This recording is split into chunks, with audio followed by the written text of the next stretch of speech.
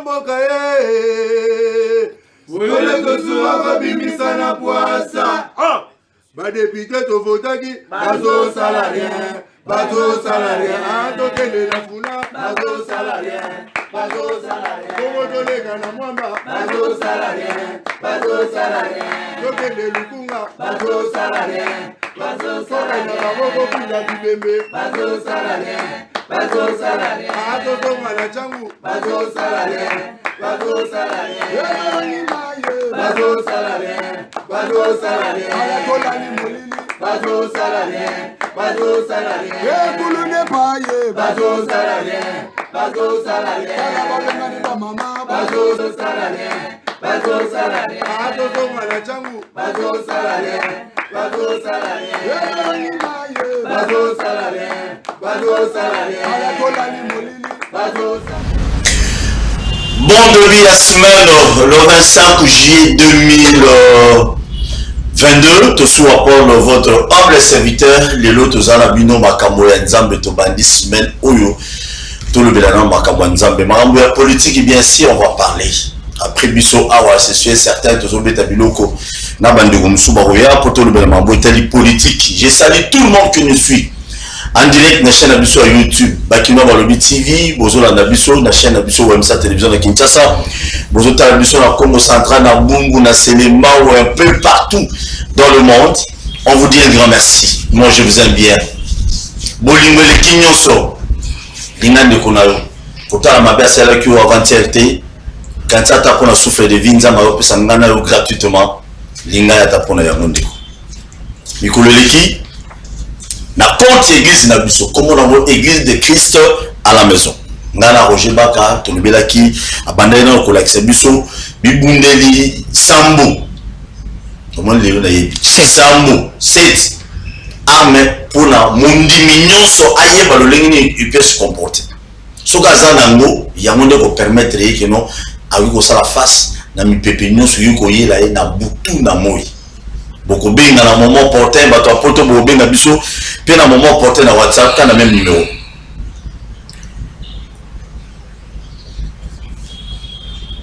Tobeta bilo moi Nzambe Roger Baka boni porte soi kolo apambolayo amen merci beaucoup bino so bolanda biso nanda ko l'église du Christ à la maison to pesi bino mbote encore une fois je vais insister ce matin si tu es en direct très important pendant quelques heures ou une heure ou quelques minutes que nous allons passer, ça là attentif.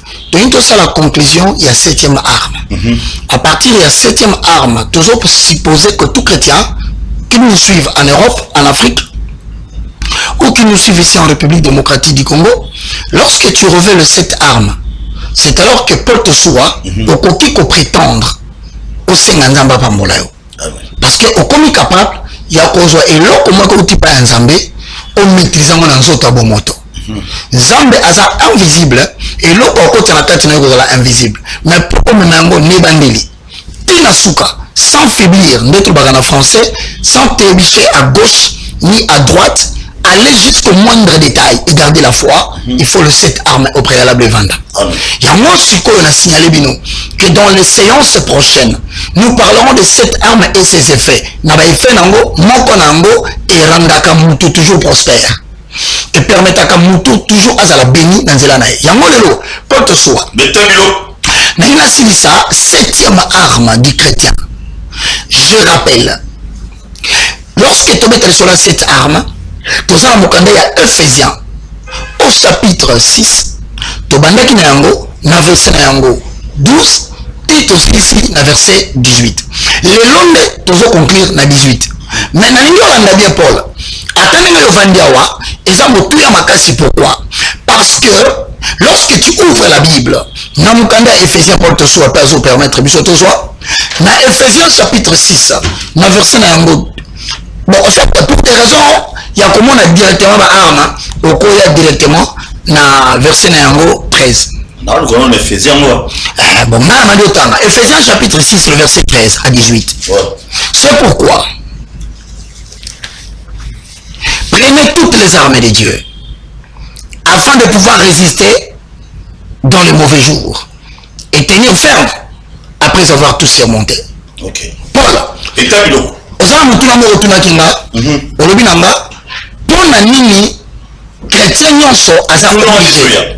Non on a ngakine ozongela bango ta mais. On a fait ça rappel. Moi na aussi autre arme. Na zongi c'est le maloba mais na fait un rappel. Très bien. Rappel à Liboso. Parmi les 7 armes, chrétien a ça comparé comme un soldat romain. Soldat romain, c'est-à-dire Rome est armé à Makassi la période wana. Comme Rome est armé à Makassi la période wana, il avérait que soldat en ce qui ne bitumba, à ça on a taba armé dans zoto nae. Parmi ba arme wana, na woloba moko ezaba arme nae, na typification, na explication spirituelle na yango na kati ya synthèse. Premier point, nous avons l'arme que nous appelons la ceinture. Ceinture des armes au kaba, à ça que la tête de à robe. 2. ezali cuirasse azali kolata na tolo kobanda barin ti awa chaussure ezali sandale aolata patambolaka nango. Ensuite après chaussure bouclier azali kolata yango na loboko ebandaka na mutu eyeti na makolo na alata yango na loboko ya gauche okoni. Ensuite casque mosala nango ezalaki nini parce que mutu na ye casque écouteur te casque balataka mpona okote oyo basolage balataka. Objectif nango eza nini en cas de problème bakobamba libanga etuti kote omwa esalo mabe eza te. Tout comme combattant bobunda na ye akoza na mopanga ide na ye ezali amama yango na mutu epasuka ande. Soda azolata casque mpona oprotéger moto. Épée, c'était parce qu'il fallait se défendre à attaquer. Enfin, au moment il y a Souka, Paul a tangité. Sauf à 14, au 18, a tangi kaka 6. Maintenant, qu'on est 7e, a tangi comme il y a arme et soldat romain, mais a typifié en mort spirituellement. Il y a mort à Bande Sabato. Na kati ya makambu ya bitumba ya molimo, les armes spirituelles ressemblent aux armes que nous venons de citer. Premièrement, Ephésiens chapitre 6, le verset 13, qui est verset 18, alors ceinture c'est pour garder la robe. Or la robe, c'est ce que nous mettons dans tout le corps. Njoto mubi, mubimba. Particularité à robe wana, on peut remarquer, ezalaka robe sans couture. Mutu nango bakata malamoko, maboko nango bakata ezalaka na tongate batongate. Ce robe wana ezalaka ample. Cela symbolise en soi religion oyo adoptée, christianisme oyo zui. Romains chapitre 10 le verset 9. Si tu confesses de ta bouche le Seigneur Jésus et que tu crois dans ton cœur que Dieu a ressuscité Jésus d'entre les morts, tu seras sauvé. So awa continue makambo nzambe, robe ya religion eza munene. Robe ya christianisme eza munene. Il faut bakanga yango à partir ya okanga yango moi robe telengana eza te. Bakanga yango na nini? Bakanga yango na ceinture ya vérité. Tolobaki vérité. En accord avec 2 Timothée chapitre 4. Tolobi na batuke et comme en temps moko, les gens ne s'attacheront plus à la saine doctrine. Ils auront la démangeaison d'écouter les choses qui leur plaisent. Ils se donneront eux-mêmes toute une foule de docteurs. Mais toi, prêche l'évangile. Insiste à toute occasion, favorable ou non. C'est pour dire quoi? Sentir la vérité, chez nous les chrétiens, spirituellement, cela représente la prédication de la saine doctrine. La parole de Dieu prêchée de manière authentique. Et à ce point, c'est différent. Now, économie na kati ya mukanda ya Matthieu au chapitre 3, le verset 30 au verset 31. Comment va verset? Vérité, un message authentique, prédication de la saine doctrine, dans Romains chapitre 14 et 16, complété par Romains 16, 14. La parole de Dieu, ce n'est pas le manger et le boire. Le balanzan des aroliens à Robelate. Ah, c'est la justice. Il y a mon Matthieu au chapitre 6, le verset 30 à 30, on dit recherchez premièrement le royaume des cieux et la justice et tout vous sera donné par-dessus. Ne vous inquiétez pas de ce que vous aurez à manger demain. Ces choses-là, ce sont les païens qui les cherchent. Donc il faut mater un message à l'hypathie. Message à quoi mater? Message à royaume, mais à justice de Dieu. Ce qu'on suit un mot, on est quel royaume? Il y a moi Sikoyo. Après avoir eu la ceinture de la vérité, nous tous sur la vérité est comme il y a un principe pour ils ont dirigé Vinaye. Il y a moi Sikoyo. Ah, la tucuiras. Or, sur la tucuiras, nous avons la justice. Or, justice égale la vie de la sanctification. Il y a moi Tolobaka. Sanctification est à matérialité. Sanctification est un style de vie calqué sur les normes de la parole prêchée. Donc, si on a monté la vérité, et qu'on sait la question que nous avons la vérité. Sauf sûr, Tolobaki, ça peut être une forme belée. Mais awa, Tolobaki ceci, les alliés, le zèle qui donne l'évangile de paix. Donc, au lieu, on a été bombé en Zambé, on a protégé yo, zala disponible pour notre côté évangile, et battre la yo, quel que soit le combat. Et puis, le message aux autres, la spécificité du message, l'authenticité de ton message est un bouclier de protection. Donc, on n'a pas empoisonné, mais si on sortait la vérité, vérité, on protège. Bah, on n'a pas le ça, c'est pas bon, maillot. Bah, tu n'as pas éliminé. Vérité, et vous allez armer, il y a protection. Deuxième chose, et ça va tout. Bah, ça va 2 Corinthiens chapitre 9. Bible, Robi. Bah, on appelle ça avec tranquillité. 2 Corinthiens chapitre 9, le verset 7. Voilà, deuxième catégorie à Batou, on va juste à la protection en Zambé, parce que bazoka mongo na bango, biloko na bango, batiamo na kata musala ya Nzambe. Wana bazali na kata 2 Corinthiens au chapitre 9, le verset 7. Que chacun donne comme il a résolu en son cœur, sans tristesse ni contrainte, car Dieu aime celui qui donne avec joie.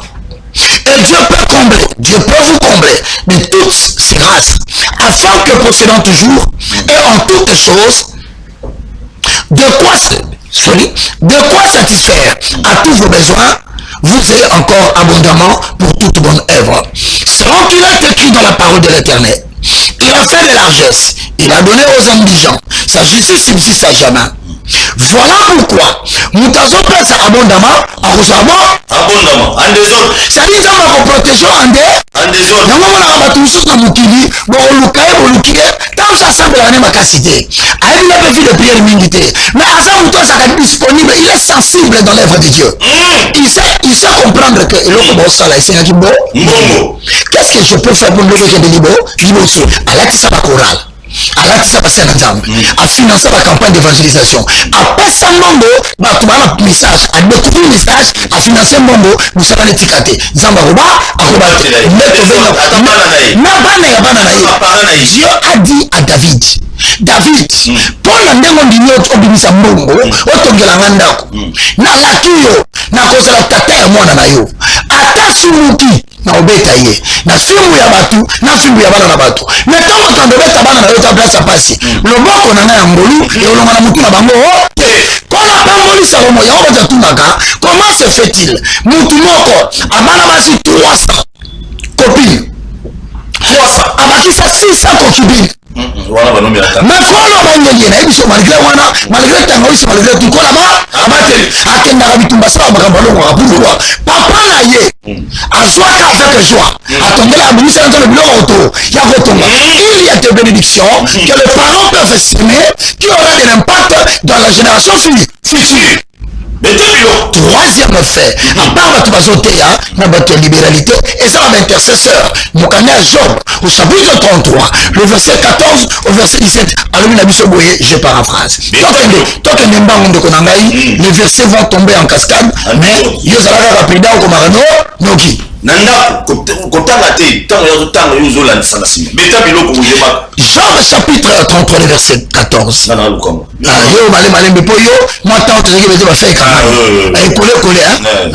Job faisons l'Ancien Testament. Et dans n'importe soit.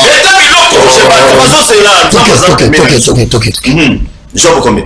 33 verset 14. Dieu parle cependant, tantôt d'une manière, tantôt d'une autre, mais on n'y prend point garde. Il parle par des visions, par le profond sommeil. Lorsque l'homme est plongé dans un profond sommeil, quand les gens sont endormis sur leurs couches, alors il leur donne des avertissements et met le sceau à ses instructions afin de détourner l'homme du mal. et de le préserver de l'orgueil, afin de garantir son âme de la fosse et sa vie des coups de glaive. Écoute, 19. Par la douleur, aussi Dieu reprend l'homme sur sa couche. Quand une lutte continue vient agiter ses os, alors il prend en dégoût le pain, même les aliments le plus exquis. Sa chair se consume et disparaît. Ses os qu'on ne voyait plus sont mis à nu. Son âme s'approche de la fosse et sa vie du messager de la mort. Mais 23. Quoi que Dieu permette que la douleur frappe quelqu'un, quoi qu'il permette que ma bête comme la oignon quoi tant qu'il en a 23 pour mais cependant, voilà la version cependant, il y a pour lui un âge intercesseur, mais c'est ces corps sur les mille qui annoncent à l'homme le chemin à suivre. Troisième catégorie ya bato nzamba batelaka eza ntango bato bazonyokwama sila les autres pour les obima bampese bimi na nzoto bapote bimi na nzoto posa akovivre ici posa akovivre ici mutu ya lolendo nzamba buki alaisi na mabele na mama azolanda otoneske ndako na kobika eza na bato moko kona batelaka bango eza banani ba-intercesseur donc sikoyo bakozala milite intercesseur akozalaka moko aleli yango moni na ntango ya kala balobaka na bango bozonga kuna baza na Moïse baza na Job baza na bajosue kuna bayoka bango makambo bazoloba. Les intercesseurs sont des personnes qui oublient leurs problèmes pour transporter les problèmes des autres et présenter les difficultés des autres auprès de Elohim, auprès de Adonai.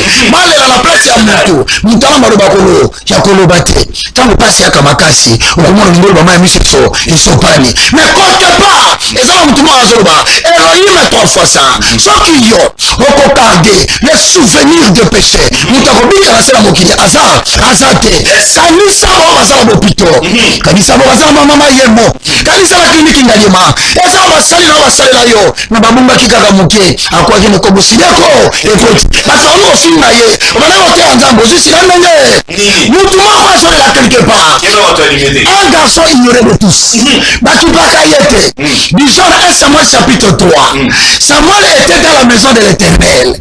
Saoul azali na mpe mais Samuel avant na ndako azolela or kuna les sacrificateurs Eli ofini armée ya Nzambe babungi Nzambe bandotambola na mulungana mais Samuel était dans la maison de l'Éternel.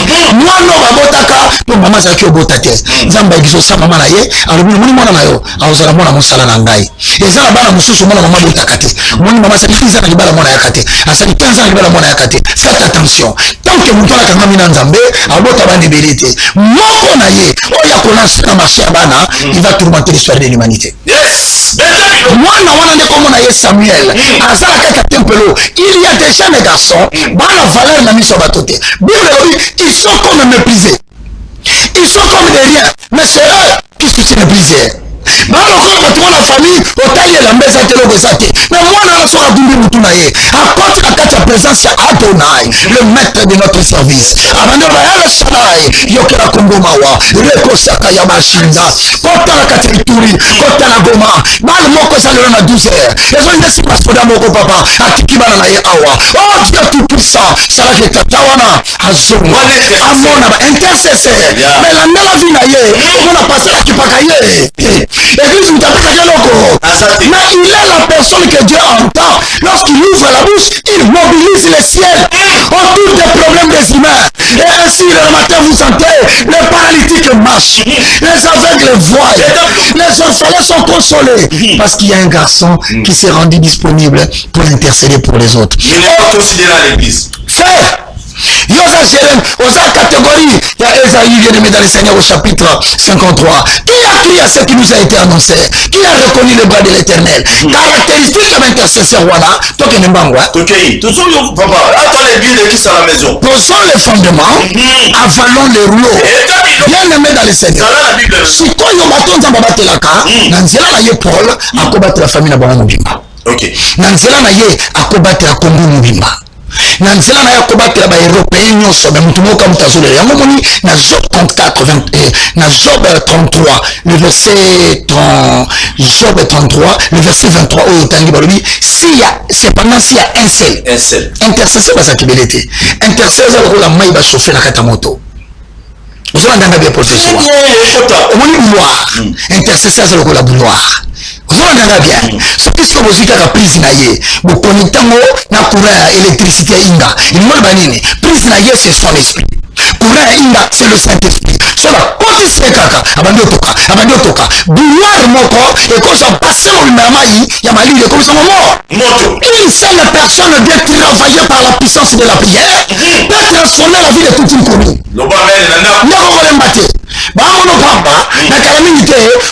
en cachette. Le victoire caché finira par refléter les victoires publiques. Car on sera dans ce pays qu'un garçon que Dieu élève. Il y a une fille que Dieu élève. Paul. Si comme un garçon va s'accorder pour faire le fondement, tu mets ta bilo. Si on t'a dit, on est pour le combien dans 53. Ah, madame. 33, 53 les sous.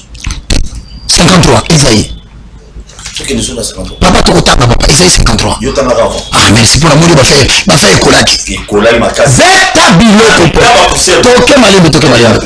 il y a des gens qui portent l'arme et des chaussures. On les appelle des intercesseurs.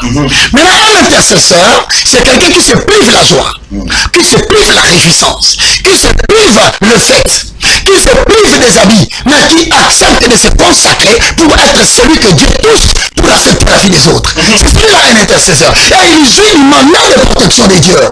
Mais si on va être pour avoir si maillé, l'on il faut le bas. Ata kozala na kata mutuka ebaluki ya avant kufa na kata mutuka na lola ifalo eloba avant kote la famille na ye omo matata ata mama ata leki ata koko ya voit l'autre ya fonza mais a signalé ye alors je ne ferai rien sans révéler le secret à mon serviteur mon prophète. Yes. Voilà pourquoi prier pour toi c'est bien mais prier pour les autres c'est mieux. Ok. C'est bien. Mais c'est mieux parce que on connaît ce qu'on appelle au centre des intérêts de Dieu. Mais ça rend au combien de 53 Isaïe. Ah, au ben Isaïe. Qu'est-ce qu'il y a dans le job? Qu'est-ce qu'il y a dans Isaïe? Sur Yoka, Bateau 53 Bible lobby, mépriser et abandonner les hommes. Verset 3. Caractéristique à l'immotion. Il y a un bon intercesseur de la nation. Il y a Moutoumoko, Omoka et bénéficiaire en Bolunaye. So on me va que yondo so sala ke comment yo va simba yangote yondo so sala ke mettre fandi yo boye viens mettre le Seigneur église wana ba lia batuté le pasteur de l'église n'est pas celui qui se tient devant la chair. Le pasteur de l'église, c'est celui qui garde la communion parfaite avec un wifi céleste. Yes. Il est en contact permanent à tout prix et de manière continuelle. Il est là pour dire avec le bas de notre paroisse. Quand il entre ma toisi, si l'image sur la Nandaku, Kalobi Natongo, Yara Katia, antichambre, absolument pembeni. Namoja Mudamike, Hamina Lele, Hamina Lele, Hamina Lele, Hamina Lele, Hamina Lele, Hamina Lele. Nanda Koutuna, moi na savoir. Ça biologiquement, mais il est appartenant à Elohim et Prophète, c'est la dose de l'éternel. Prélevez dans votre maison comme la pâte de Dieu, afin de gonfler la nuit pour que l'on ne tombe pas. Balia, écoute mon frère, quand tous les grands sont passés par là. Yes. C'est moi dont tu parles aujourd'hui. Il était là, la lampe de l'éternel n'était pas encore éteinte. Mais la vision était rare. Les révélations n'étaient pas fréquentes. Mais oui, il gardait contact. Mais regarde, qu'est-ce qui fait qu'un intercesseur se méprise? C'est tout simplement parce que l'intercesseur, dans Ésaïe chapitre 33, et Ésaïe 53, le verset 3 et le minimum. Dans ma caractéristique. Ok. Méprisé et délaissé par les hommes. Mais c'est l'intercesseur. Quand il passe parmi les hommes, personne ne prête attention. Mais Dieu est là dans ses pantalons. Dieu est là derrière cette chemise. Dieu est là sur ses bandes.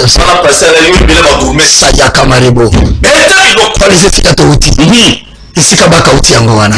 Kota la veste tende ko nangai. Kota la chemise, kota la cravate tete. Kota la cravate, les cravates ou les cravates. Uti bien aimé yango yo tiki cravate. Pour na fronta ki yo. La bi pour le cravate uti to. Natala bo safari. Safari. Ngwandombolo. Ngwandombolo. Bon, bien mettre le Seigneur. On s'en va dans yo. On nous la mal le pour me pour la série. Oui, le fait c'est seulement ça pas dans la comment bonne la pour la fatigue. Si quoi na so bisayo, ata fatigue sikazali. Ata kabundu plaza zali. Ata kabundu plaza baza. Na minute yo, il faut baza battement bakotaka na présence na Adonai pour que la bisabango, qu'il faut tout le faire pour sortir des situations compliquées de Soko. Mais yoka bien Paul. Il a construit l'intercesseur. Basé belé. Tangilanga Ibasiwana. Oui. Homme et douleur. Azamu tu pas? Il y a pas. Faut talanga bien. Ne crois pas que le col yo monde de la pona batu. Que nécessairement yoko ça n'a pas cité. Et c'est rien. Quand il s'était pona yoko so imposer les mains sur les gens bazo bika que yoko ça n'a pas problème té eza erreur. Tiens na mutu na yo Paul a fait ça pour la pona bazo bika. Bazaki ozo elamba batie na nzota Paul boy na écharpe de place qui mo komando ça les passe balunguli yango bake ba déposer sur si ma malade azobela malade abiki mais il passe ça kaka au consambela pour na batu mais tu as un problème que Dieu ne résout pas. Cela ne veut pas dire que Dieu ne te connaît pas. Sa puissance s'accomplit dans ta faiblesse. Et si tu as en tant qu'intercesseur, n'est-ce qu'un boulot va bana comme vous avez réparé faiblesse na yo. Ok. Parce que vous avez réparé faiblesse na yo, mais le jour où l'orgueil se prête à toi. Parce que tu commences à te croire parfait. Or, il faut ça la moutoumoko, homme de douleur habitué à la souffrance. On a pas seulement à la passe. Bref, intercesseur, tu sais le 26 août 2022, terrain municipal Yamassina, les hommes ont abandonné Boya, Tobéla, négligé. Toi, ils sont zambé, zambo sur votre zangatina comme ça va en ati. Natina. Yahweh.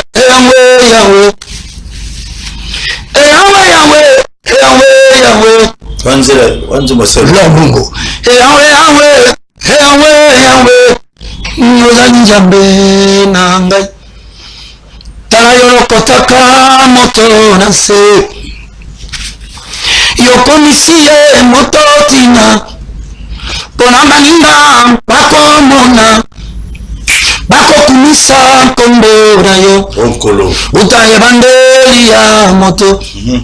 Yokamataki seputulu. Iloko zangi na motina. Yango sale ki moto. Elingi koloba se boye. Iloko zangi na motina. Kolo epai na yo. Ezana tina. Polo zolinzambe na bomoy. Yahweh.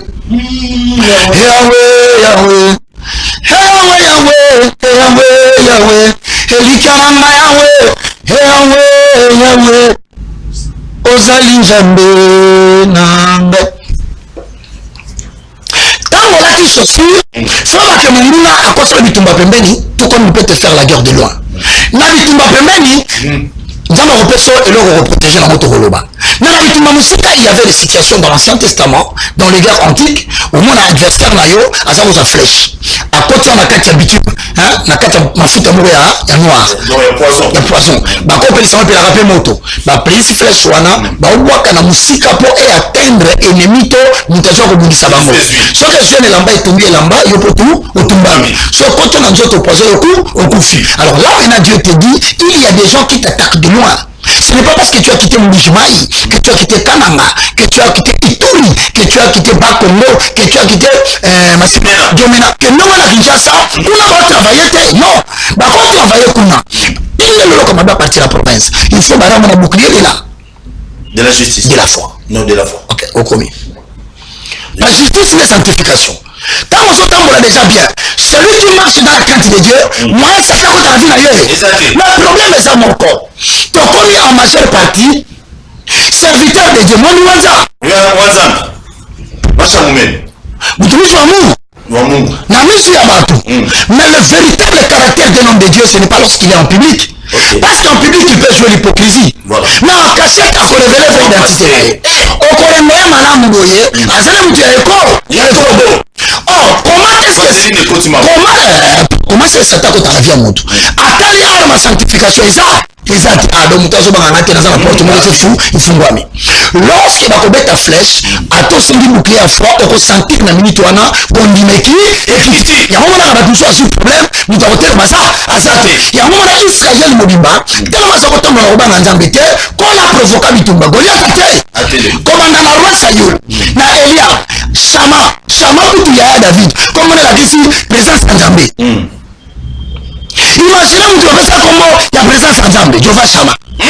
Mais la Bitumba comment tu te repères sur ça au téléma? Et la cité, comment on bénit? Comment don de Dieu?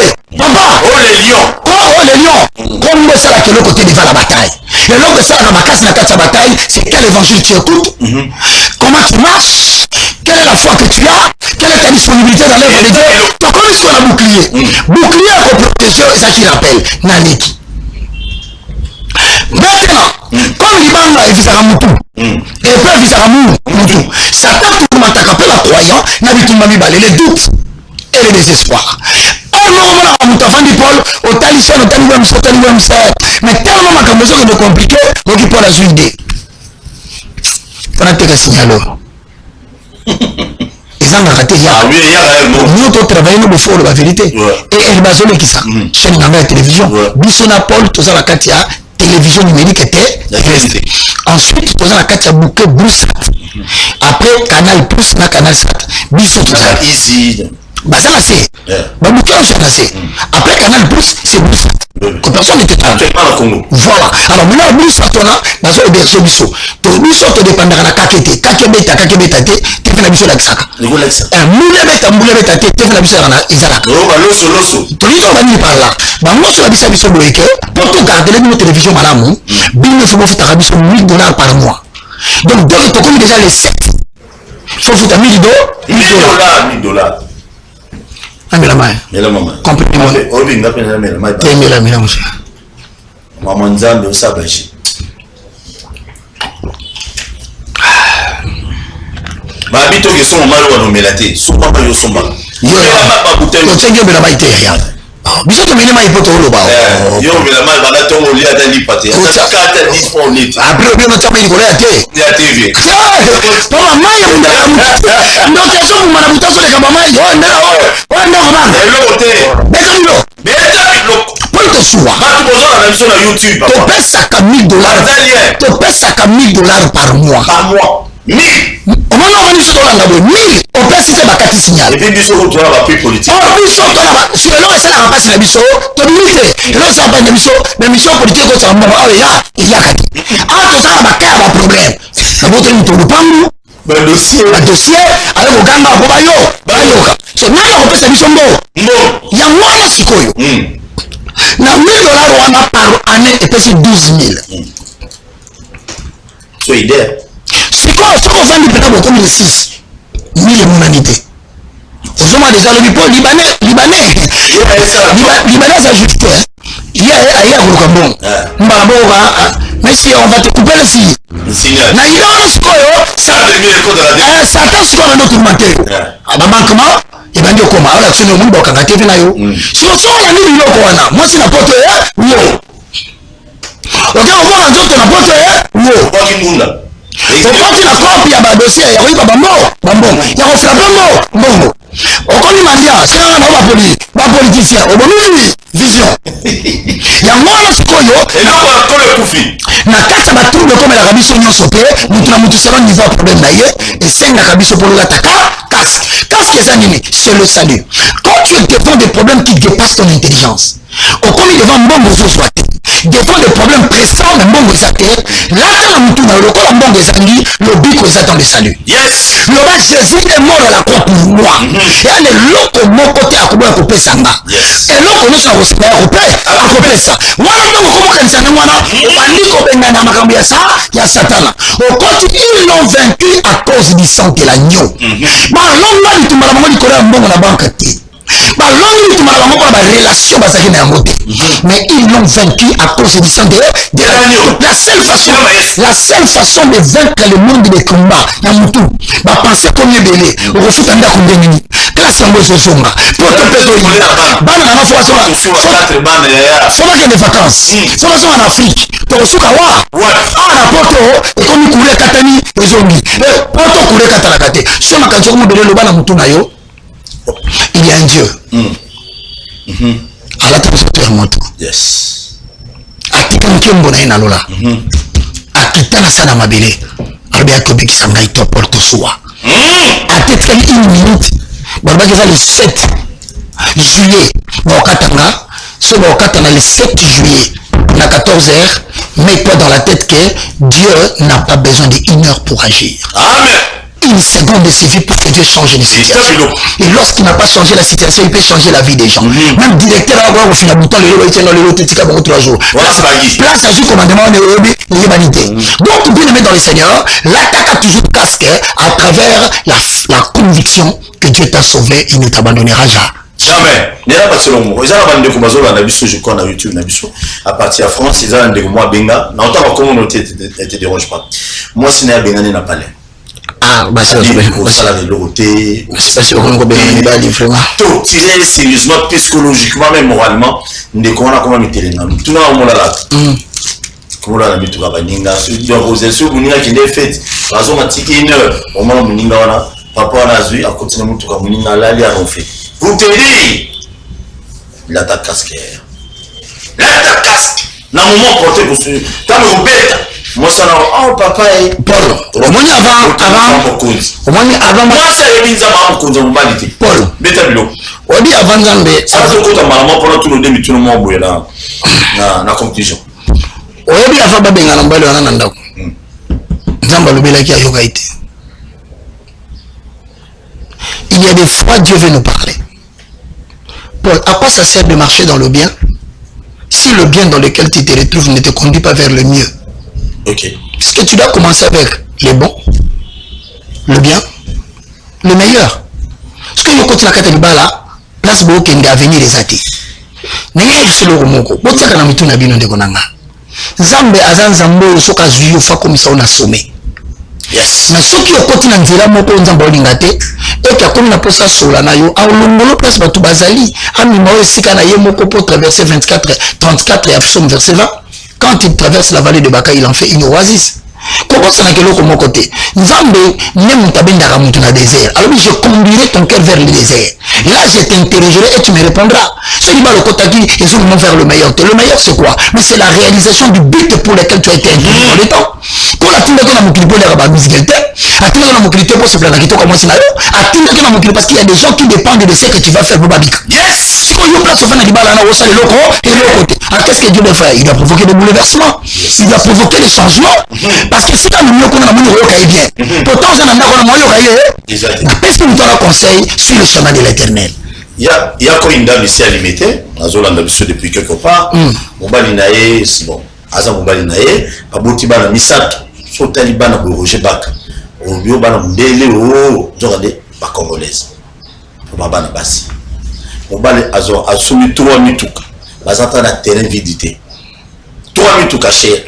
Si vous mon bal on est à soba kena quartier o yalingi mwasi. Akena quartier mswali soirée ça moi c'est tolongo soirée bitolongo yebaki abelisi c'est déjà dans quartier na bazota pour la commune la dame est venue me voir et me dit maman bosala libala la civile ba parents ba pesi conseil mon bala changer et tant moi ça bimé pas la bango aye non abimi na ndako na ke pas la bango je te dis boulou et koti mon bala comme on mutabe abela sida qui a tort.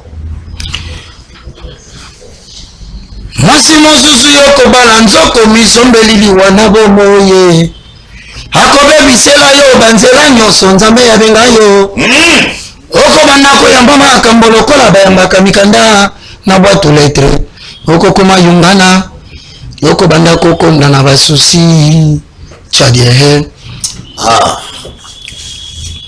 mobali mosusu yoko bala nzoko misombeli liwana bomoye akobebisela yo babote nyonso nzambe yapesa yo yaya yoko kokobanda koyamba makambo lokola bayambaka mikanda na bato letre yoko koma yungana Oko banda koko ndana basusi.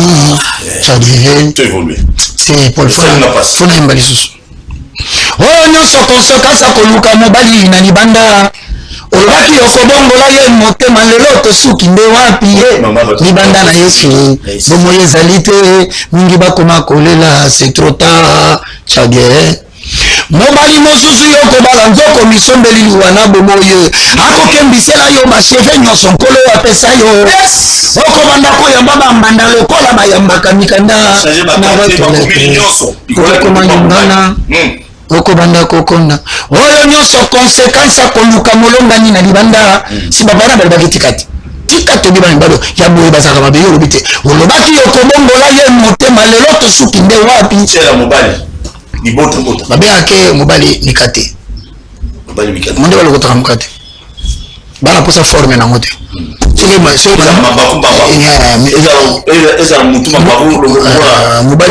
mobali mokate libaku donc partout iloko kaka atiki bolandaka atiki ya forme nini ya pembe ya chocolat bien dans le Seigneur après avoir revêtu là tokoti sikoyo na tobengaki 6e arme le paix de l'esprit.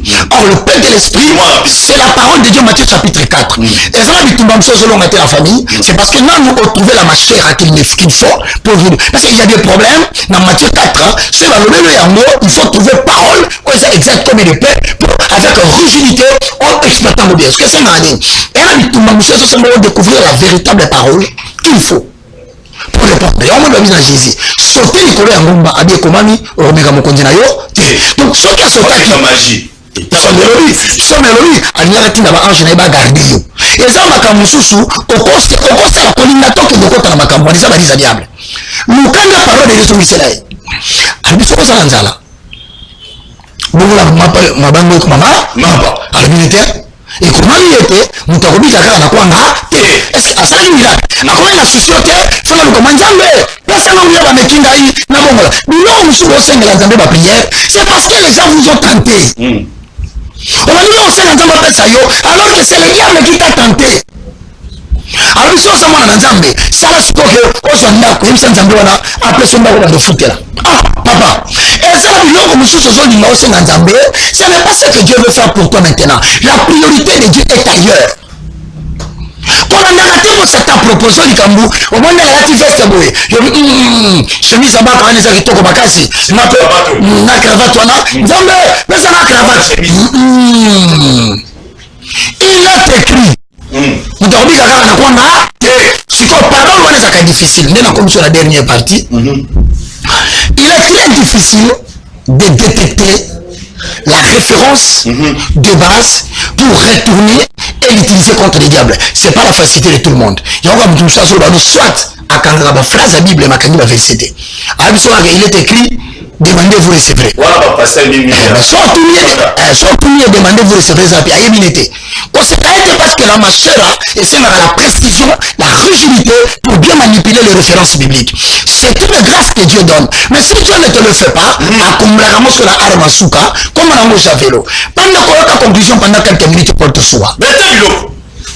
Dans Ephésiens chapitre 6 le verset 18, Paul a dit ce Paul te soit terre. Paul a dit. Ah.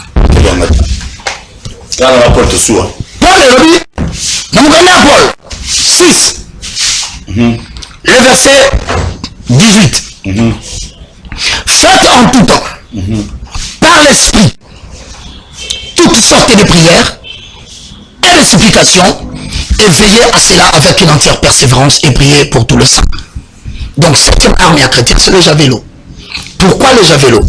Parce que le javelot permet d'éloigner l'adversaire. Comment on a mon tout? Pour permettre à chaque fois tu peux garder l'ennemi dans le combat, dans les attaques du monde des ténèbres. Voilà pourquoi avant Satan a atteindre dans ma bémoko, il faut réussir pour l'ambition à ma mbouki nyoso. Na ma arme nyoso. Si quoi ya souka balobi, avant diable a touché Moutou, il faut empêcher Azalaka en contact permanent avec Dieu dans la prière.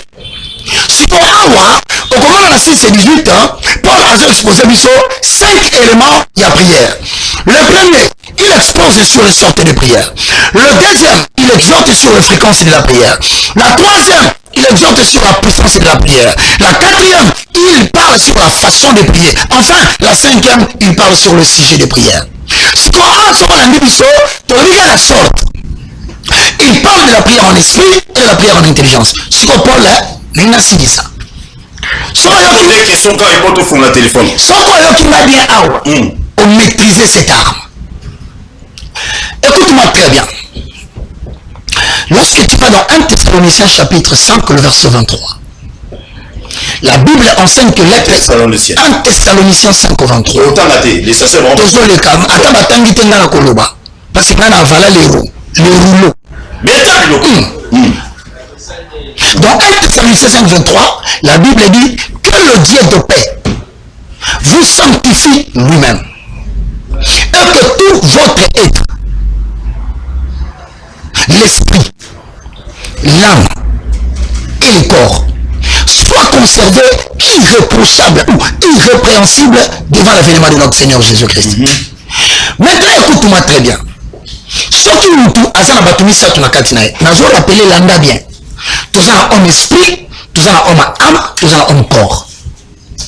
Pourquoi nous appelle ça trois entités? Nous avons toute la prière.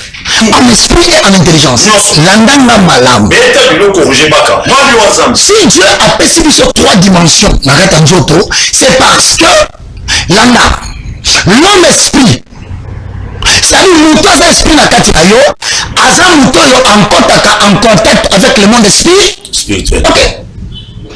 Toutes les dimensions spirituelles sont en Mukanda à Luc 24 et 39. Place nous autres ça la raté. Esprit n'a pas ça, et comme ça. Place nous sur Tonga Paul. Après ça, nous autres n'avons pas wanate. Esprit, nous avons pas ça ma coquille. Il y a cocotte à la chambre à commander. Il y a une wana. Place nous sur Rwanda. Et sur Luka, et ça ma conception, il y a ma projet.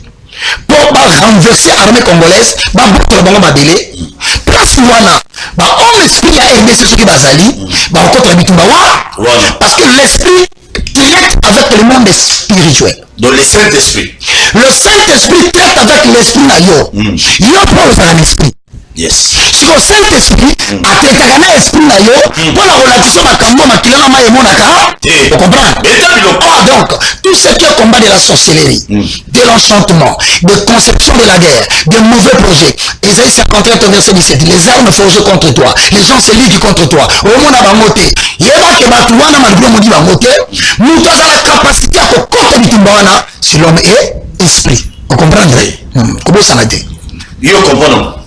Mosso, vous comprenez? Si quoi mosso, elle a la bahati, elle a la fatigue. Fama ça va battre esprit. Il y a molimo mo santo. Molimo te esprit, tout ça élimo na molimo. Si quoi on que l'esprit de l'homme, esprit à montre. Elle a besoin de diriger TV. Elle a besoin de diriger groupe Yabato. Elle a besoin de diriger Moka. Elle a besoin de diriger parlement. Il faut ça un esprit. Ce que l'esprit a un contact avec le Saint-Esprit. Ce qu'on appelle le Saint-Esprit, il va être passé dans la droite. Il y a un moment où il va être la franc-maçonnerie. Pourquoi? Parce que même à Misala Yamabe, ce qui nous tue à Moukidia pour la question de Yamabe, Amatelayo. Mais tout n'a pas Moutona. Mais il y a une union sauté la vie. Pourquoi est-ce qu'il y a ma casse? Donc, nous sommes motivés. On se place pas tout esprit, parce que pendant que il y a un d'accord. Mais comment nous sommes dans le mouton à d'accord, puis pendant que ah, la mongue de l'été, après son béni. C'est-à-dire, on se découragé par te qui n'est pas dans les hommes, ça la poule, au coufa na douche. Mais comment on a la saleté? Mais après, ce va mourir. Joshua, Okolala, Okolamoukate. Sote, Nathalie, comment on a rapporté le là-bas? Yo, ça l'espère. Amen. Ceux qui église d'église à la maison, au thème de période de l'équipe. Je vous informe, le peuple de Dieu. Période de l'équipe, l'équipe sur la façon. Mais nous sommes debout. Tout bien, on est robot. Nous sommes les autres habits au large. Ils nous feront la guerre. Mais ils ne vaincront pas. Quand tu vois le Bawa, il y a un projet contre Baka, contre Paul le 26 août. Il y a un événement. Tu as informé Binoka qui est au Yebi. Tout ce qui va, voilà. Si tu faut surtout comprendre que esprit à mon tour, n'est pas Tarabitumba, au Maïna Makile Monaka, avec un monde d'esprit spirituel. 2. Âme. Et quand tu es en contact avec le monde scientifique, mon nom va t'attendre à la classe, va travailler à Mamoudou. Ok. Ya mona ka mutu ba konti saka économie ba konti saka droit ba konti la faculté de sciences politiques parce que en soit la connaissance scientifique avant de savoir la katia c'est dans l'homme qu'il y a l'intelligence donc si on a mutu ma était c'est l'âme na eza fouti ma yele uta na âme na mutu le ko même sa âme mutu le ko yoka âme mutu le ko empêcher mutu atanga mutu le ko pila na mutu diplôme d'état et comme il a la licence, mais sauf que le Dieu qui travaille l'esprit, à la mise l'esprit à moi, à quoi comme professeur, il y a bateau à ton âme. Au moment où tu attends, tu as fallu le bosser à ton batanga. À ce temps, ça m'a dit, bata, mais le routine, il y a un moment où il a dit que, parmi Jésus croissait en sagesse et en stature. Parce que, vous voulez aussi faire mamie, sagesse c'est faux. C'est quoi la troisième dimension? La classe. Les corps. Nous autres, c'est quoi quand tu es en contact avec le monde physique? Nous avons sur la noble tout en habitumba, toko bunda, musala toko sala, maï toko tombola, tout ça, on est habitumbasko. Yoka conclusion. L'esprit entre dans la dimension du monde de conception des projets. Ça aurait dit.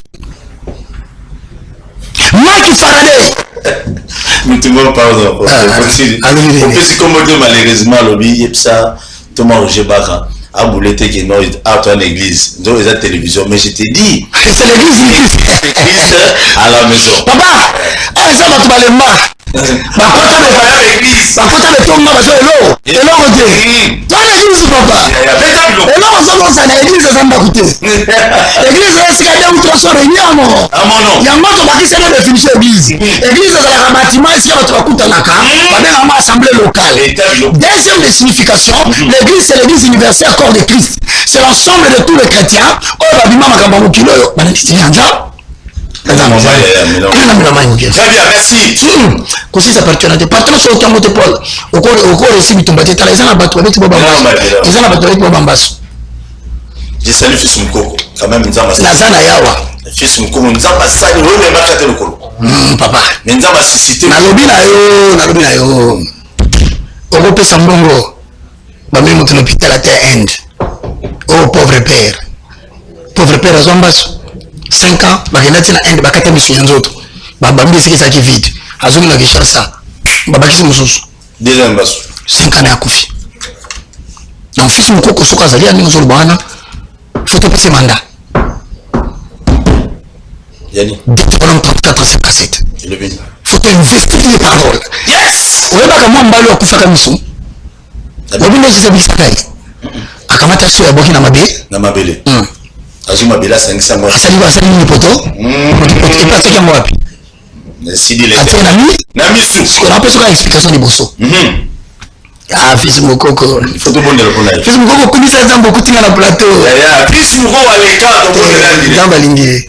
Animi le lopo biloko nyoso na loba oyo ezala na point plateau. Mais ça biloko ya. Etika la souvenir. Anga ye. Tama koma mokonza kanisa kabiso pe. Te ataka ni site papa ba konzi babosa. Bu konzi bosa ni sakala tuma kambebele. Zila ta yo koma yo pa takiti. Tout soir. Et ta biloko wani waza. Misu ya mteku. Ekufa. Siko akutani na cortège ofungulaka biso atali yoso abendiso ya boki na mabele batamuki babi yesu aza na respecte place bato bavandi azomaka baso boye ndenge pourquoi abwaki soyi parce que bible ezoloba la vie et la mort sont au pouvoir de la langue donc miso ndenge akufi wana lolamo ya yesu ekobikisa yango mais po bikisa yango il faut lolamo bwaka soki ke l'origine de la parole. Parce que la Genèse chapitre 1, dans verset 3, dans Genèse 2, Dieu prit l'homme de la poussière de la terre. Quand on a ça, on a poutou. So ya ça fait le babo na poutou. Na poutou wana alokotuni sumususu. Puisque mutota na poutou, asandi sango, atela misumiso bi. Ndako na ngai. Tena mukanda ya dewa na chapitre na 6. Avant tango tangi bede roi 5. Moi, je machette na ye. Azokata, madame, machette ya bato de faki. Asenga pas ma voisin. Et ça, on m'a demandé au Kanisanga Pomengo, Mayele, Makasi na mapesa qui sont le bosso. Alors, ça nous faire un problème sérieux de la vie. Au fond, on a bien, vous avez une santé bien. Mais dimension, il y a et cette dimension d'esprit à moi qui était le maca. Et qu'on nous dit, maman a problème. On nous dit partout, maintenant on dit plutôt solution ça. Solution ça la carte Adonai. Yes. Avec la machette de pan, il est liberté. Machette longue. T'as qu'à mailler, non. Tu passes le bouton à gagner. Ah machette yaba. Yaba. Bah yaba que la main va toucher le toboki. Je sais la moto, c'est Betana Liba. Ça m'a le fond. Quand on a gagné, et ça on a moto.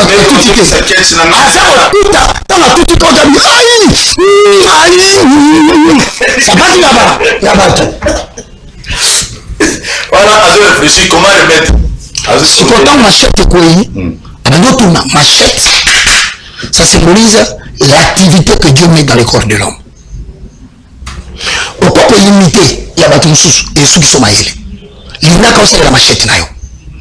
Cherche à faire ce que Dieu t'a demandé de faire sur la terre. N'emprunte pas la machette de quelqu'un. Parce que Dieu a tourné à tout le monde une raison d'être. Maintenant, Moutouana a quoi ici? Moussala Yabatou, Nakatalibulu, Namai. Maï la Kissinini. Parmi les éléments utilisés dans la Bible, on remonte que Maï, Mafuta, ça symbolise le Saint-Esprit. En fait, Dieu était en train de dire, Nakata Misala activité le Boko Yabatou. Naya Batalibana, Namana Israël, et comme on a un Boko, Bana Israël, Nyonso, Bamachette, le Boko Yakatama, Yamaï. Yamamoni les rochers, comme ça qui frappait, Misama, Maï. Or, il voulait dire, il deviendra le temps. Celui machette, ça, en Makati, en tout à mon tour, ça serait ni par la force, ni par la puissance. Et par l'eau. Maya comme la batunyoso. Maya comme la bitumba batunyoso.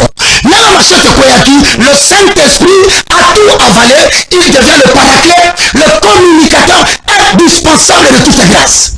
Nous sommes allés d'ailleurs, c'est par le Saint-Esprit qu'il est guéri. Bon, là, nous avons attaqué, vous avez dit, l'esprit a passé, et ya.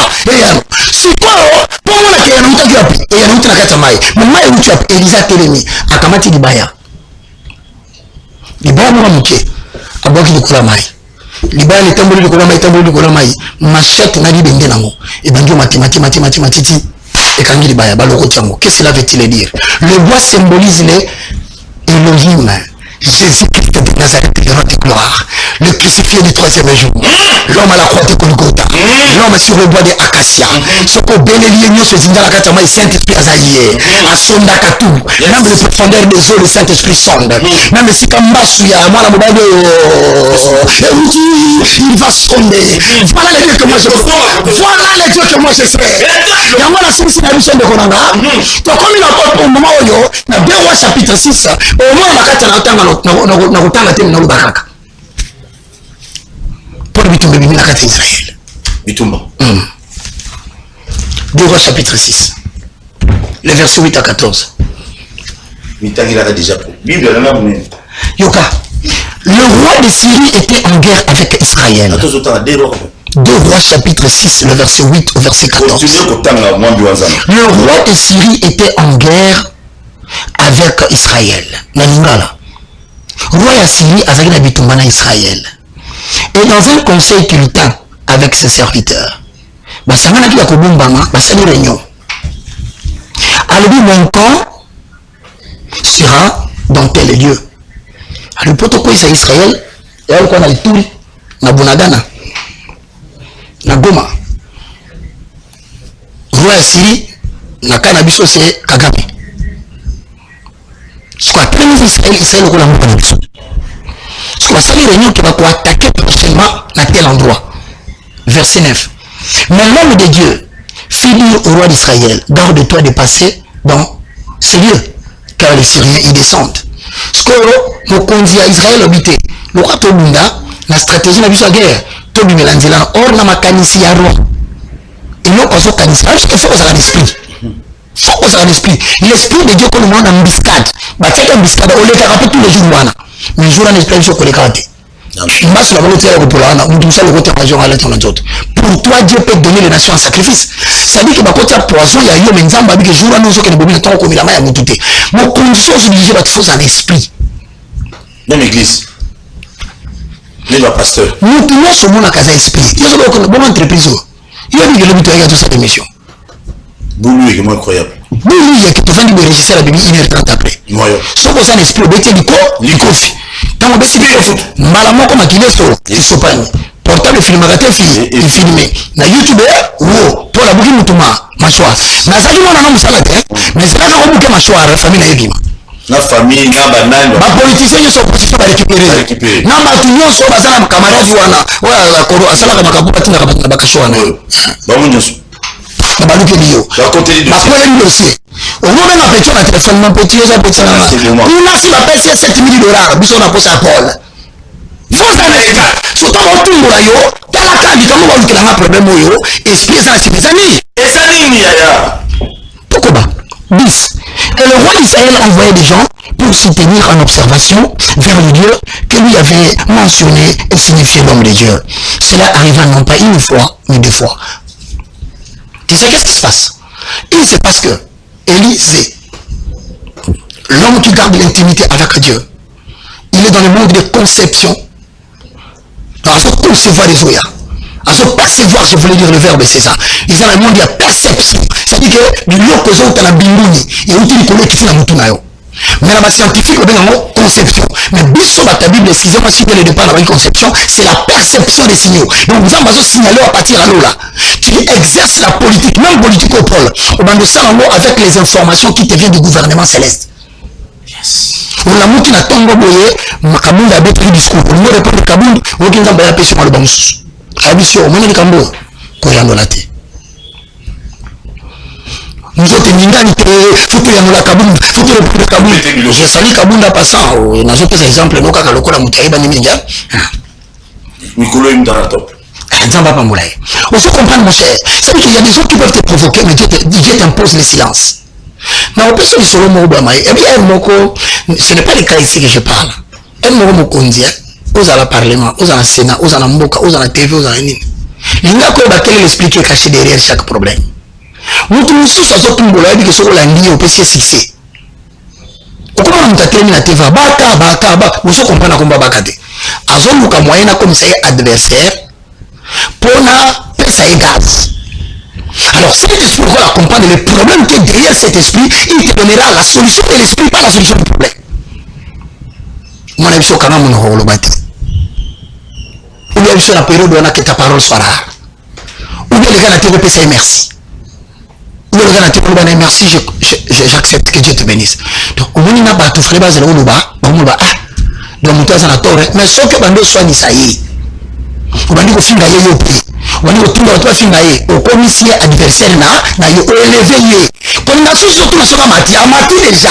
Quand nous on tellement dit tumbana wana, asi amati ko négliger le sous. Ya moi alors ça on va la ça deux fois. Ça veut dire quoi? L'église n'a pas seulement à offrir la prière. L'église doit offrir en accord avec Ésaïe 2, Michée chapitre 4, Michée chapitre 5, photo mais ma solution na mboka on agriculture. Faut que nous solution beaucoup la stratégie de guerre. Awa Élysée a dénoncé la stratégie de guerre. Il n'y a rien. Église de Congo. Pour dénoncer Nini. Pour la ligne. Alléluia. Non. Nous devons être en mesure de trouver des hommes. Problème est à l'île. Bâton à bazar. Très bien. Mais en tant que je suis ça, on a 5 ans, nous sommes en Andako. Nandaka d'enseignement. Mutakola kan enseignement. Mutakola kan prédication. Prédication est misaka mutu Yesu. Prédication est la qui de la croix. Mais l'enseignement va te faire asseoir, même quand tu n'as pas de réponse, tu te sens calme. Très bien. Merci beaucoup. Ah, non,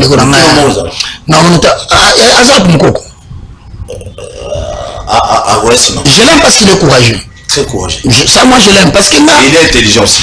Si. Là, on a des années. Il a retombé dans la vie.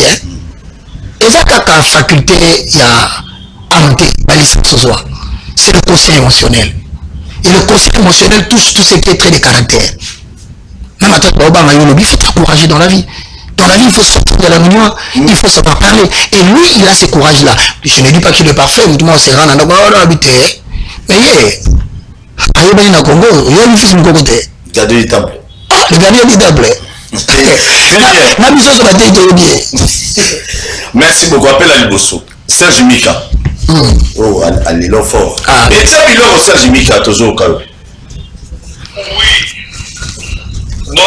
Bonjour, papa Paul Tosoua. Bonjour. Nalani émission Banda et Bandeliti Nangoma Oyo. Toujours au cas. Vraiment, Matéa, c'est Roger Baka,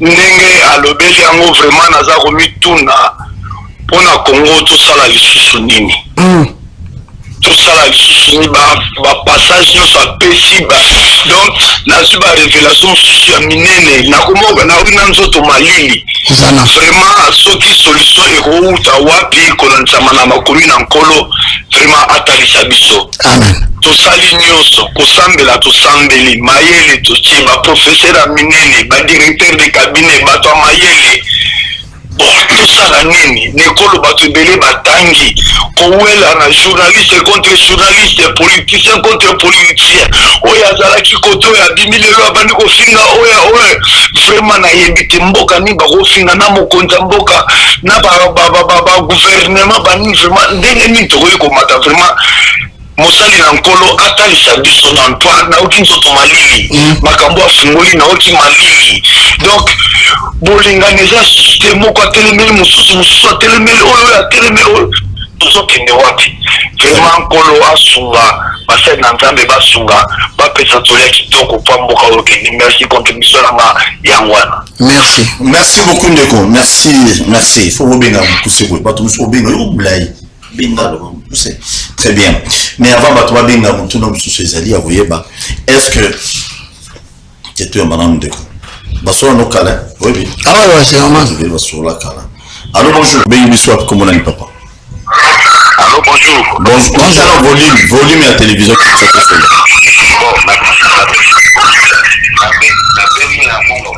merci volume ya télévision ndeko volume ya télé qui tient volume à télé. Allô? Oui, toujours au cas. Oui, bonjour papa Paul toujours. Beta Biloko. En tout cas, la CPL il a passé Roger Baka vraiment politique de l'église, tout va s'amater à un dame passé. Et c'est la temps pour ma mine à tout l'église sur la politique de la pauvre. Merci beaucoup.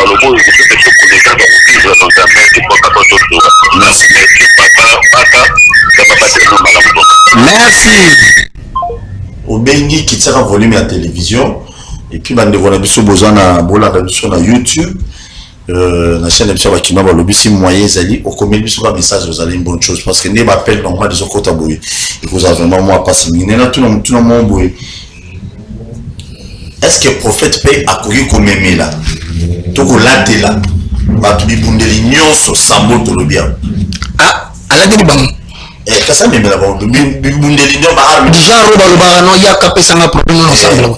Nous avons parlé d'un intercesseur za musala nzamba pesa yi asenga ka batute ba proma batute ya ba pasteur te intercesseur za muto nzamba tinda ibondela ka pona batu ay bakana ote aza zone na yo ya opérer atmosphère ya opérer couverture ya opérer ezo agir selon ninga malingi ils ont intercesseur ya ndako il y a intercesseur ya quartier ils ont intercesseur ya commune il y a intercesseur ya ville ils ont intercesseur ya nation ils appellent intercesseur ya monde siko ko mutuni mbeti mutavandi bono balobi ala ta ceinture ya vérité ala ta cuirasse de la justice le bouclier de la foi le casque du salut les chaussures batadi albité pasteur mana ola tatea joaka mona c'est là si sa réponse bonne à côté na zuka mbona ngayo na pesio so na tuni mutuna tant sata ko yana butu mwana sali fièvre comme na 42 akomi sala ba oké aliyo te moses démon yo fièvre 42 tika mwana nangai kende pa mwana pasteur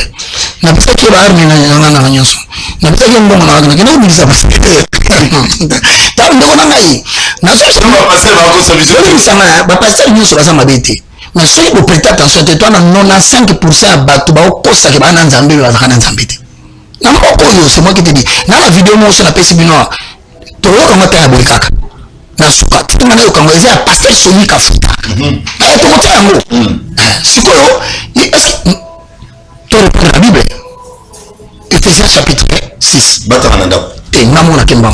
Ok, bon, on va tout ça, vous avez calme. L'église à la maison. Au coquille de Bible, prenez, revêtez-vous. Ce que nous avons Ephésiens, chapitre 6, le verset 11. Revêtez-vous de toutes les armes de Dieu. Bon, l'acte de l'Union soit dit, l'acte de la Bible pas pasteur. Pourtant, on a la carte en Dakuna, bah, des mots, bah, des personnes qui ont la boutique à la carte de Bino, bon, ça veut dire, des mots, vous n'êtes pas pasteur. Vous êtes pas pasteur, mais nous, nous, bah, passer de façon pour entretenir l'ignorance. Bah, nous, ça n'a pas la vérité. Bah, ça pour entretenir l'ignorance, comment passer à ce sabat, nous, ça, yo, vandara, la tombe, la boue, si qu'on s'allie, t'as la côté dans la salie, non, ça, pour la même papa. Vous m'avez reçu avec ce prière de bandera. Voilà, pasteur Omega. Vous avez l'examen à la TV, c'est-à-dire que, à ce moment-là, il y a un téléphone. Binga. Nous avons un espace, il y a 15 secondes. Il prétend qu'il a créé quelqu'un à la maison qui connaît Dieu. À Gandhi, les ambassades. Non. Il faut que, comme on a un niveau, il y a équipé les chrétiens. Il y a un exemple que Nzambe na la kate animakati. Yes. Biso tola la katoni tonimbaka. So osali makamona zoloba ozasu na posa na ngati. Okoza matea o landi lelo, obandela mo lendi et puis makasi. Obandela mo mercredi. Si on se marque que on s'est passé des Roger Baka et toi tu deviendras les Roger Baka de demain. Amen. Ça veut dire Ephésiens 6 11 revêtez-vous comme la tribu de vérité. Il y a un confort là. C'est un problème. Ate le boko batala le boko na yo papa yo soki le boko anisa malamu ndenge nini pakola ba savon na ba antiseptique etelisi la kati awa etiki ya mungu yo moko na mfolo tala misapi na yo eza bambuma ya noir c'est-à-dire otela malamu te tina motema manzaka na yo eza moko ekatana pourquoi bapalo baronda mo perfecte totika buzoba Congo ezala libéré. Amen. Libération Congo ezala bon spirituel à travers l'évangile original. Amen. Ndamo comme noté à terre pas terre basé belé évangile. Ah oui, basé. Bah aussi dans Allô, bonjour. Allô, bonjour. Oui, papa ben nous sommes comme on a papa. Oui, il a déjà parti à côté comme on a MC. Oui, Ndego. À partir de na Gombe. Merci Gombe. Ah, Gombe. Oui. Justement, c'est pour ça. Toujours vraiment flatté dans l'émission. L'émission dans la chaque jour. Merci. Désolé, oh papa, pas Kazoloba, vraiment, il y a un toujours pour dans les lieux là-bas. L'église, il y a ma tête, on dit trop.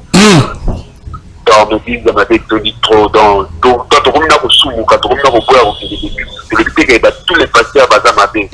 Là, on est à l'oublier, 95% basent ma tête. La pratique est ma tête. Donc, vraiment, pas pour des chapeaux dans l'émission, et on est là. Donc, et ça, la kata, capo, et à son fait, soto, et baba, directeur, moussou, papa, trésor, bagazo, la qui merci beaucoup. Merci, vraiment, merci. Merci. Merci beaucoup. En attendant, solution pour le Congo, allô, bonjour. Ok. Oui, appelez. Deux rois sécurité, la solution est pour le Congo. Roi Israël, tant on a eu tout le magasin, Élisée, na mboko bazala na poste bato balingaka na TV, bato bazala na église ezala ba 500 000 membres, bato ozomona bazala 500 000 membres wana. Na ça bino vérité. Na ko bombela bino te.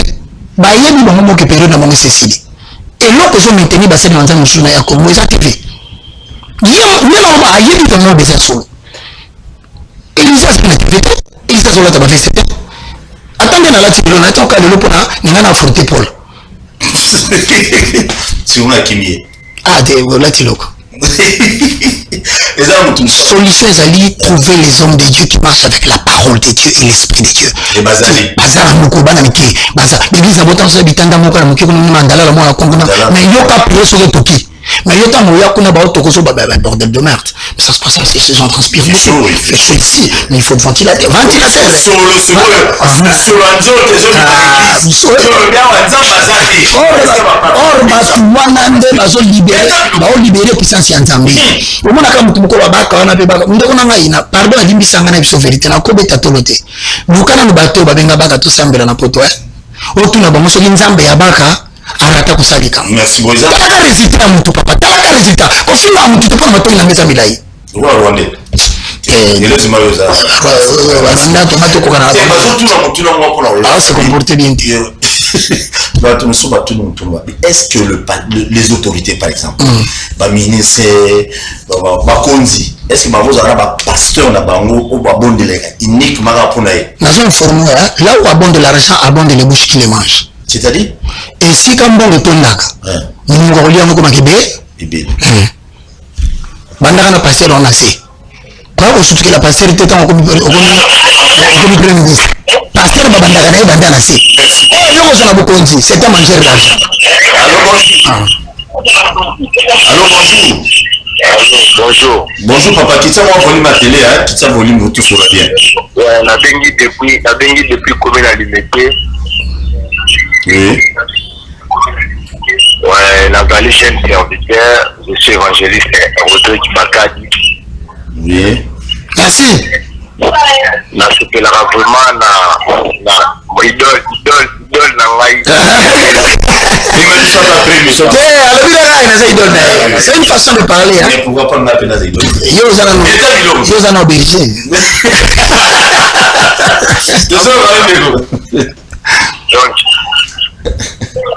Donc, na ina tuna question mo pa papa. Oui.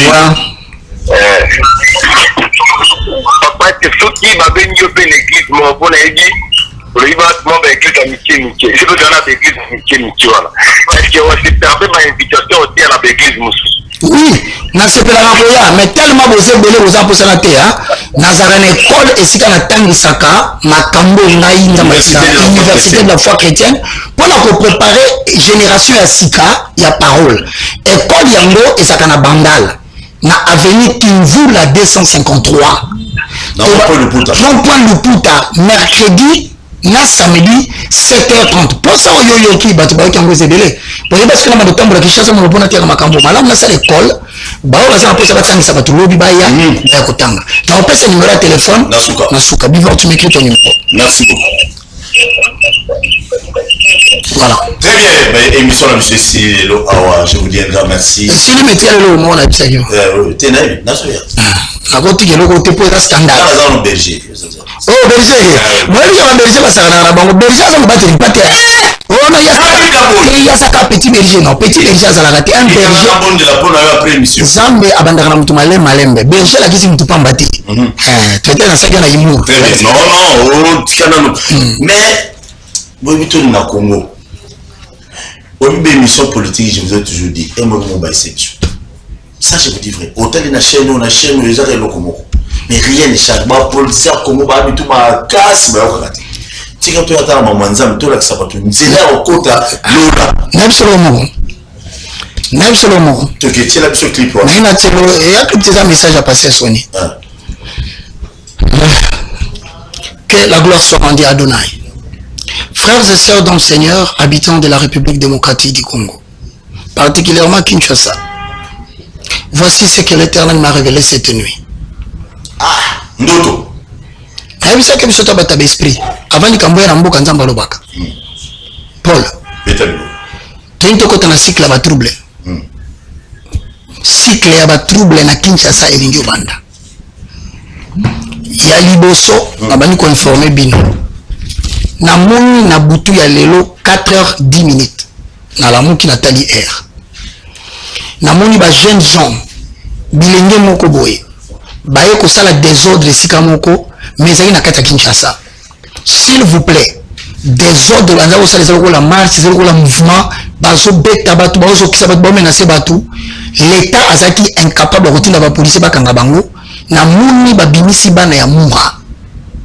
Mais ngai ya kokoya na se parce que libanga mo bamaki soki na mutu na lali na se babando beta masasi à balle réelle batu bazo kufa à balle réelle et nyolo baboyi il se prépare na atmosphère spirituelle ya Kinshasa na RDC zone moko ya turbulence et cause biso tamulai na sengi l'autorité politique obayoki Élysée le moindre de tous à la Kisibino et l'Okindebima. Eza liboso awa désordre moko esala makasi na Kinshasa. Eza musika te. Police aokoka te bazala obligé basenga bamura. Na moni yango na ndoto soki nasengi bakonzi. Tolobi boye devant une telle idée, devant une telle perception, le prophète a parlé, l'autorité prend des regards. Na manito aba jeune na bisabino bokangeloko. Tout ce qu'on peut faire dans ces pays sans Dieu, mettez-le dans votre tête. ça ne portera aucun fruit. Ce qui nous fait qu'on soit yo, aïe, sur le robot tiré par les chantes. Il y a qu'à tout élément, tout le monde, tout le monde. Combien de temps de la politicien a tiré des désordres? Bamina ba tobetinya bakufa. Bamina ba mtazota masaka mwana moko babota. Bili lisasi ya kufi. Akomi mokonzi abosani famille wana. Baluki bakoyi ce gouvernement, bakoyi ce basali ndeko na ma jeune fongola misu yo pe okoko na mutumeli na mboko. Ba manipuler kayote pour des intérêts d'un politicien. Na lobi que il y a quelqu'un qui veut manipuler les choses dernièrement. Na lobi que na monia moza di bonsoir. Je l'ai parlé dans la bêtise sur le mutuna ici, beaucoup de ça va continuer bino. Va se préparer, population n'a pas de bêtises et où tu as monde à ténèbres, mais tu vas pas toucher le coin. Tu vas préparer le coin à bazar. Batou, en cachette. Très bien. Alors, tout ce qui est là, mais, nous n'avons pas de bino. Ce n'est qu'à foutre. Ce n'est qu'à foutre. Ce n'est qu'à foutre. Vous allez reconnaître, Oh, il est là, quoi. Na chaîne. Moi, tiens. J'avais démissionné en tant que président du conseil des sages. Pourquoi? Parce que Moto Zalaki vice-président Nangai, Ayaki Mukolomoka Koti na bureau Nangai, Absinga mon général, Naye commis confessé, Obati Sanga Lissusu, pour Yamisanga Susu Yesu. Ndengeni, Ayaki accompagné na mwana na ya Moulimu. Nayebi siete oyo nani po mwana nanga molimo asita na nabite abima le nabite po ayibi makambo nyonso nabite mepoto solo la malamu ko batata abima atangi série ya ba serviteur na nzambe ba kombo na bango ba initiaki na lo ba bengi kabale juif izali bazolo ba parti secret ya bible pour les alliés occultisme tatana ba komi ko bimba na butu bazokende ti bakomi na océan moko na rivage na yango bato ebele suka ezali te motu moko ya lumière makasi azobimela bango suko bango nyonso balati abibilamba ezali lokola ndenge bisali lokola kaki lokola pembe baza koadore ye me ntango bakobima je me réserve à l'océan makambo ezali wana tomi makambo ozoloba eza yo na chef spirituel okotaki mpona nini abino akotaki mpona zwa nini connaissance ye naluka nazwa pouvoir lokola oza nango pouvoir naza nango ndenge nini ese makambo ozoloba soki nakoki kobengisa basali na nzambe nyonso boni andimi nabengisaki basali na nzambe nyonso na baoyo atangaki bango nyonso baza na Kinshasa yokangako oyeba pourquoi po bino boye nazobetelo lisolo fonde alo nabengisi basali nyonso conseil nyonso do bato nyonso batangaki bango moto mpe napesaki mission ya liboso ezalaki apôtre kabongo didi ya nzambe natindi etaki ndokutana na mwasi ya moto na verifie so makambo eza solo ntango tosoli tosiege moto azalaki doyen na biso alobi makambo oyo etranspire te ezalaki révérend Mupempe asi akufi c'est-à-dire ce qui est transpiré et aussi ma bénibise parce qu'il fallait tout le connaître la vérité ya makambo témoignage ya frère alobi transpiré tout garder na longo entre biso ye pene zwaki charge alobi no makambo il faut to sambela nzambe l'accepte ngo occultisme côté l'église yami ba yene ko recevoir bana bakomi koyambola bana ngope mingi baso bakufi ono bakotisi biso tokiteki kozona nyasokotisa bango nyonso moto apolili yango alobi ke nazolobela na bino makambo bokinela makambo ndenge ezali te soki tolobi obaka moto aloba awa c'est le président du conseil des sages de tous les serviteurs dédiés de la République démocratique du Congo alobi occultisme koti 95% des pasteurs 95% des pasteurs nga tamso ngola ndango baso ibaka mutolobi yango ilobami ya ndana saka na kaye ndana saka na kaye nga benga na tovanda 3 heures le pasteur Soni je le salue c'est parmi les pasteurs malgré comment on dénoncer ba makamna na hôtel et comment fonder l'enseignement il m'encourage c'est le seul na so ka benga na bisinga bi tango bandaki makambo na yeba kiteke ba ya bisanga ko zo ba makamna te pebele nga benga na vandisanga comme un responsable un pasteur qui encadre ce que tu dis à la télé ça complique nabino tala jour ba ko envoyer et puis la bande la CDC muto asala makambo yo bayambaki avandaki wana ba jeune zo obe akufi beleza ba prophète na ba pasteur ba kufi kala ba kufi ya humilité bazo kikisi ba kufi kofi zo kikisi ya plein église kabala simisio kisi pour qu'on impact pour qu'on a battu belé la catégorie pour ça ba miracle to ko isaka batu batu ningana ya ngwana ndi mimi ba jeune serviteur na liwa sikoyo pasteur indépendant papa basé belé Nasko na sakene na fandi na silisi ndeko imaginez bana ya batu bana ba problème aye par hasard pasteur wa tie loboko atia mvutuma ayaki po libala nisala na kina pasteur wana ya kisi atie loboko to apumwe na butu yango bandeko kema na mutu atosu loboko te.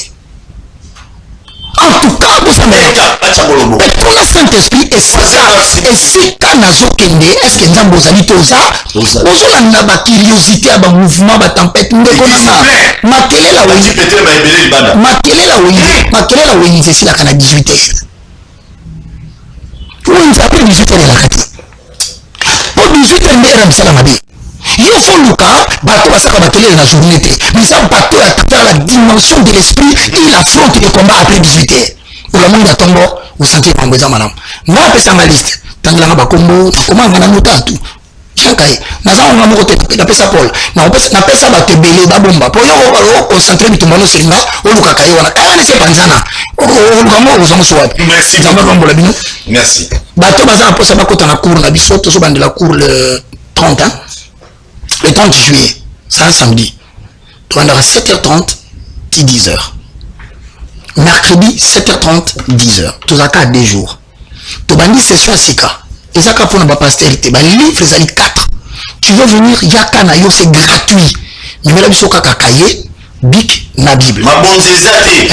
On a raisonné, on a été bon, on a été raisonné, on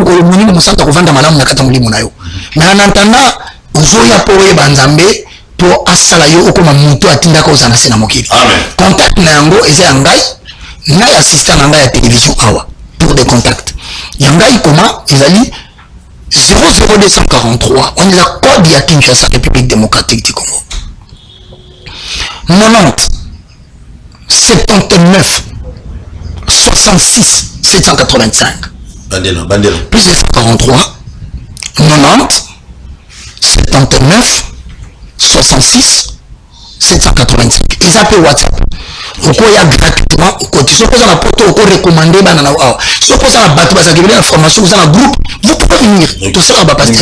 Deuxième numéro assistant nanga. Mais ma téléphone est monda yamba. Non ko papa. Non ko na za mbongo belete mbongo na ngande Yesu.